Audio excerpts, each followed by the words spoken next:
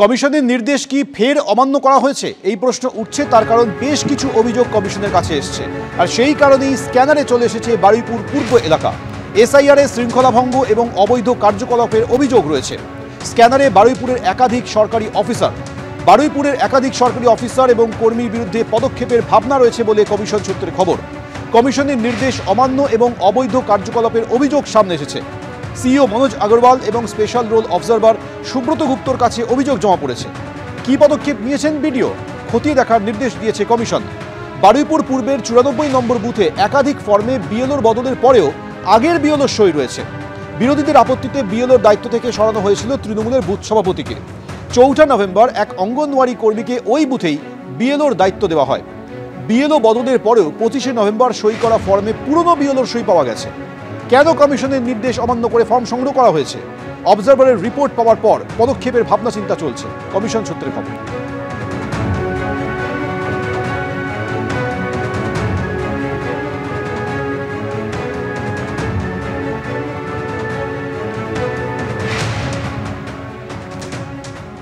গত কয়েকদিনে আমরা দেখেছি ইন্ডিগোর শয়ে বিমান বাতিল হয়েছে, যার জেরে যাত্রী হয়রানি একেবারে চূড়ান্ত পর্যায়ে পৌঁছয়। আর এবার ইন্ডিগোর ম্যানেজারকে শোকজ করা হলো। শোকজ করলো director general of civil aviation. 24 ঘন্টার মধ্যে ইন্ডিগোর ম্যানেজারকে জবাব দিতে হবে। কেন উপযুক্ত ব্যবস্থা নেওয়া হলো না তা জানাতে নির্দেশও দেওয়া হয়েছে। নির্দিষ্ট সময়ের মধ্যে জবাব না দিলে কড়া ব্যবস্থা নেওয়া হবে বলে হুঁশিয়ারি।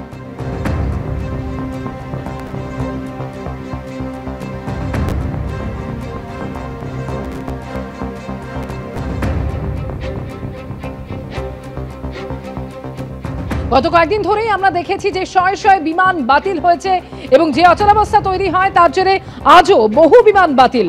কলকাতা বিমানবন্দর থেকে বাতিল হয়েছে ইন্ডিগোর 76টি উড়ান। আজও চরম দুর্ভোগের মধ্যে রয়েছেন যাত্রীরা। ইন্ডিগোর বিরুদ্ধে ক্ষোভ দেখাচ্ছেন তারা।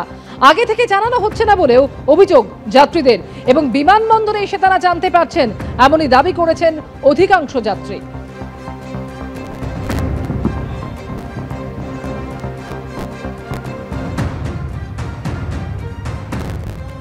কলকাতা বিমানবন্দরে এই মুহূর্তে আমরা রয়েছি, আমার সঙ্গে রয়েছেন একজন বারাসাতের বাসিন্দা। আপনার ছেলের আহমেদাবাদ যাওয়ার কথা ছিল, কি পরিস্থিতি হয়েছে? ওই 3টের সময় ইন্ডিগোর টিকিট কাটা ছিল আগে, তো লাস্ট মোমেন্টে ক্যান্সেল দেখাচ্ছে। তারপরে এদিক ওদিক যোগাযোগ করার পরে কেউ সদুত্তর দিচ্ছে না। 2টো নম্বর দিয়েছে, তো সে নম্বর তো কল করে পাওয়াই যায় না। সামহাও পাওয়া গেল, জাস্ট একটা ভেগ অ্যাভয়েড করার মতন একটা অ্যান্সার দিয়েছে। তো লাস্ট মোমেন্টে আজকে জানতে পারলো যে ক্যান্সেল হয়ে গেছে। তো প্রেডিক্ট করে আগে থেকে এয়ার ইন্ডিয়ার টিকিট কেটে রেখেছিল পরশুদিনকে, অনেক বেশি দামে 40,000 টাকায় কাটা। এখান থেকে বম্বে, আবার বম্বে থেকে আহমেদাবাদ, ডাইরেক্ট ফ্লাইটও নয়। আর ডাইরেক্ট ফ্লাইট যেগুলো আছে এবং শিডিউল টাইমে 70,000-80,000 রুপিস চার্জ করছে।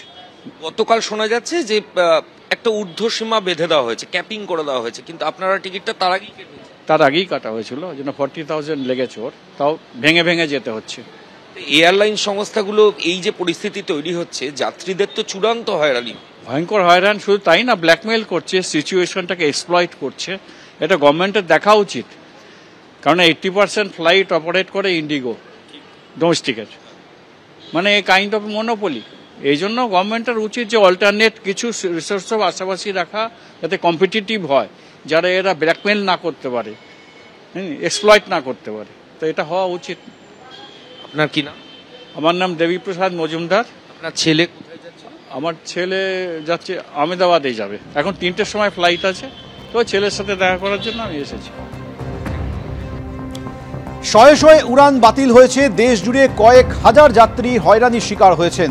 যাত্রীরা বিমানবন্দরে এসে জানতে পারছেন তাদের প্লেন রিশিডিউল হয়েছে, কোথাও প্লেন ডিলেট কিংবা তাদের প্লেন বাতিল হয়ে গিয়েছে। তারা অভিযোগ করছেন তাদেরকে আগে থেকে কিছুই জানানো হচ্ছে না, যে কারণে তারা এই হয়রানির শিকার হচ্ছেন। তারা ক্ষোভে ফেটে পড়ছেন। ভোগান্তির ছবি কলকাতা বিমানবন্দরে কিন্তু পাল্টায়নি। আরো একজন যাত্রীর কথা বলবো। আপনি মুম্বাইয়ের জন্য যাওয়ার জন্য টিকিট কেটেছিলেন, কি ফেস করলেন? আমার আজকে 4:30 ফ্লাইট ছিল, কাল অবধি তো কিছুই জানতে পারিনি। ভোর সকালে একটা মেসেজ এলো কি ফ্লাইটটা ক্যান্সেল হয়ে গেছে। তারপর থেকে কনস্ট্যান্টলি ওদের কখনো এলো মেসেজ ভোর 4টের সময়, তো আমি তখন ঘুমাচ্ছি। সকালে উঠে দেখি ফ্লাইট ক্যান্সেল হয়ে গেছে। এবার আমার কালকে যাওয়াটা একান্তই দরকার, কিন্তু পরশু ওখান থেকে আমার আবার বেরোনো আছে, অন্য ট্রিপ আছে। তো সেই নিয়ে মুম্বাই থেকে অন্য জায়গায় বেরোবো। তো সেই নিয়ে সকালে আমি অনেক চেষ্টা করলাম ওদেরকে রিচ করতে, কিছুতেই ওদেরকে রিচ করা যাচ্ছে না, সেটা একটা সবচেয়ে বাজে জিনিস। ইন্ডিগো হ্যাঁ, বারবার ওরা নিজের এআই অ্যাসিস্ট্যান্টের দিকে করে দিচ্ছে, কিন্তু ওখানে কোনো রেসপন্সই পাওয়া যাচ্ছে না। ফোনে প্রায় 1.5-2 ঘন্টা থাকার পর আমি না পেরে ভাবলাম এবার এয়ারপোর্টে এসে কথা বলবো। থ্যাঙ্কফুলি এয়ারপোর্টে এসে ফোনটা ফাইনালি লাগলো। তাতেও আমি ওনাদের বললাম কি আপনাদের যে ফ্লাইট অপশনগুলো দেখাচ্ছে তার মধ্যে কোনো একটা দিয়ে দিন। ওনারা বললেন কি না, ওগুলো আপনি জানেন না, ওই ইনফরমেশনটা ঠিক নয়, আজকে কোনো ফ্লাইটই যাবে না। আর কালকেও ইনফ্যাক্ট কবে বলছে আপনাকে? এই কিছুক্ষণ আগে বললো। যাওয়ার কথা কবে? যাওয়ার কথা আজকে 4:30 সময় ছিল, তো বলছে আজকে ফ্লাইট যাবে। আজকে কোনো ফ্লাইটই যাবে না বলছে। অলদো ওনাদের ওয়েবসাইট আর অ্যাপে ফ্লাইট দেখাচ্ছে, রিশিডিউল করা অপশনও দিচ্ছে, কিন্তু ওরা বলছে কি ওই ইনফরমেশন ভুল, আজকে কোনো ফ্লাইটই যাবে না। তো একটা ইনফরমেশন ডিসক্রিপেন্সি আছে আর কি। আর দিয়ে তারপরে কাল সকালে একটা ফ্লাইটে বললো, আমি জিজ্ঞেস করলাম ওটা কি যাবে, মানে সকাল 6টার, তো আমাকে আসতে হবে 4টের সময় উঠে। ওরা বলছে কোনো গ্যারেন্টি নেই, এখন বলতে পারবো না, কোনো কমিট। পুরোটাই তো আনসার্টেন হয়ে গেল। আপনার পরশুদিন একটা শিডিউল জার্নি আছে, কালকে ভোরবেলা এসে আমাকে আবার ট্রাই করতে হবে, এয়ারপোর্টে দাঁড়িয়ে ট্রাই করতে হবে, আর কোনো অপশন নেই। ফলে বুঝতেই পারছেন যে যাত্রী ভোগান্তি একেবারে চরমে। কলকাতা বিমানবন্দরের ছবি আপনাদের দেখালাম, যেখানে শুধুমাত্র আজকেই 76টি উড়ান বাতিল করা হয়েছে। তবে শুধু কলকাতার ছবি তো এটা নয়, একই সঙ্গে মুম্বাই, চেন্নাই থেকে শুরু করে চণ্ডীগড়, দেশের সমস্ত বিমানবন্দরগুলিতেই একই ছবি, যেখানে একের পর এক ইন্ডিগোর বিমান বাতিল হয়েছে। এবং আপনাদের আরও একবার জানিয়ে রাখি, ইতিমধ্যেই ইন্ডিগোর ম্যানেজারকে শোকজ করা হয়েছে। Director general of civil aviation show cause করেছে তাকে, এবং 24 ঘন্টার মধ্যে তাকে উত্তর দিতে হবে। উপযুক্ত ব্যবস্থা কেন উপযুক্ত ব্যবস্থা নেওয়া হলো না তা জানাতেও নির্দেশ দেওয়া হয়েছে, এবং নির্দিষ্ট সময়ের মধ্যে জবাব না এলে কড়া ব্যবস্থা নেওয়া হবে বলে হুঁশিয়ারি দেওয়া হয়েছে।